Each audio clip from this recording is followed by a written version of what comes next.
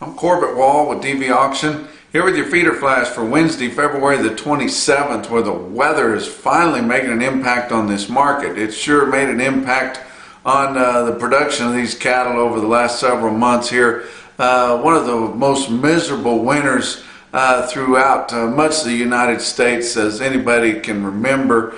Definitely the worst in the last several years. And worst right in the heart of cattle production country, right in Nebraska, Iowa, Kansas got it worse than they've had it for a long time, and just really bad everywhere. Missouri's been wet and cold and miserable. I just got back from the southeast. I was down in Georgia, Tennessee. I tell you, the flooding down there is terrible. Mudslides closing the interstates down, water standing everywhere.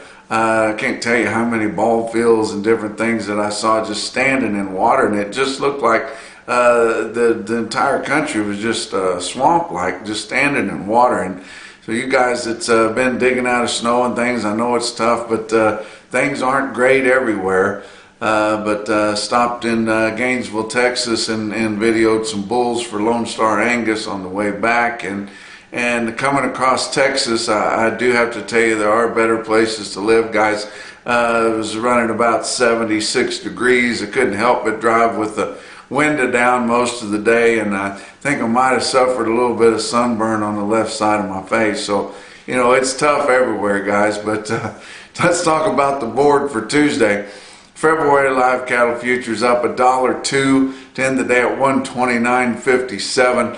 April was up 70 cents at 129.92, with the board really responding, and I think probably with weather as much as anything, and we're getting a lot of evidence and that the weights are maybe worse than what we thought coming in, a whole lot lighter than what we thought, but guys are going ahead and shucking those cattle, not expecting to likely gain a lot of that weight back easy that they lost. Those cattle are weather weary and really have had a tough time of it this winter. And the long-term forecast does not look any better in the northern plains with continued wintry weather, snowfall, bitter cold temperatures, wet, nasty weather for the next foreseeable future, next 2 weeks at least. So they're not expecting to get that back anytime soon, so probably going to shuck some of those lighter cattle. And people that play the board do understand tonnage, and I think that had more to do with the board jumping up on Tuesday than anything else. It was the highest quote that the spot live cattle contract has reached in since a year ago. So you know, I think we're in tough times. We've been fighting this negotiated cash market here for the last several weeks, but the board is actually responding pretty good, kind of like it should this time of year. But more deliveries came up on Tuesday, about another 17 deliveries, so and that did not affect the market, and we'll see what happens here as we get into the middle of the week. But you sure can't blame guys for wanting to deliver cattle with the board right here at the tail end of February, sitting at over 129.5, and your Packers bowing up at 125, 126. But look at the feeder cattle market on your futures. March feeder cattle up 95 cents at 143.45. April up $1.12 at 146.77. Your fat cattle trade has been non-existent so far this week, and maybe this is a week we see several dollars gained in your negotiated cash market. We've had 2 fails here in the last 3 weeks. Your Packers just absolutely refusing to give any ground there, and this is a week for guys to cry uncle, and I'm saying not give up, but really fight for some market position in this negotiated cash market with Uncle standing for the unified negotiated cattlemen's leverage effort. I've been talking about here the last several days, and starting to get a little traction on that, if nothing more than just something to talk about. But no fat cattle trade really at all anywhere in your 5-area feeding region. We did see a fat cattle auction up in Yankton, South Dakota. Stockman's West there had over 2,000 head of slaughter cattle. Talked to the manager there, said most of the regular fat cattle bring in from 125 to 126, few up to 127, and some drug-free cattle up to 129.50, and sold in loads, not just one or two here and there. But this is the week we can gain some ground, guys, and who knows, we may be able to break 130 this week. We're sitting here right at the tail end of a spot month.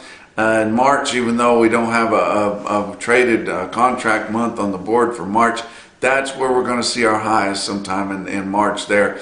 And April's sitting at a little bit of a premium right now at 129.92 than what February is, but we should get deep into the 130s somehow up here in March sometime.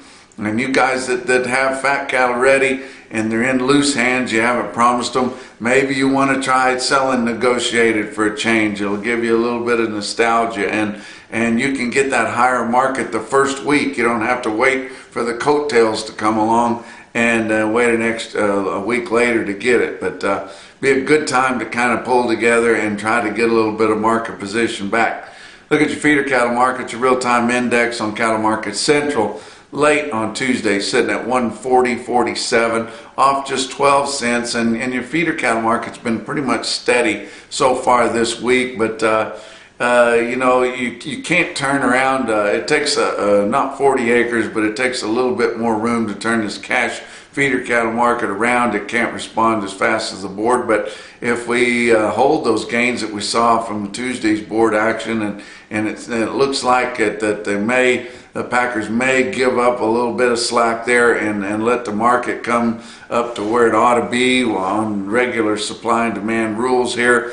I think we should see a spark in this feeder cattle market.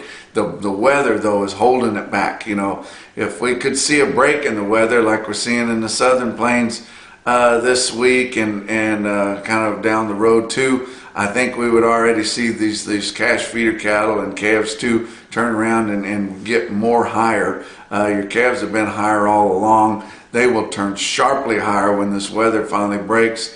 And then when you get the first reporting of a twig of green grass, then your lightweight and stocker market's just going to go through the roof. There's so much grazing out there. With all that snow, there's going to be so much grass in the Midwest. It's going to be crazy, and you want to get in on that early because grass fever is coming. Believe it or not, it is going to turn, guys. But you look at your markets on Tuesday. OKC West, El Reno, Oklahoma had a good run of calves this week.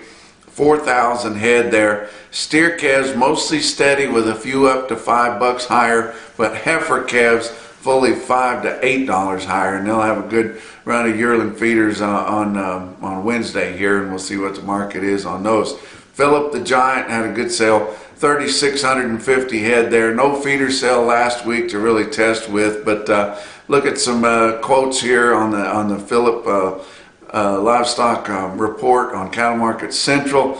Philip is DV auction customer there. We're pulling that market right from the block. But look at the steers, the best tested weights there. 608 head of 6-weight steers, average 662 at 160.60.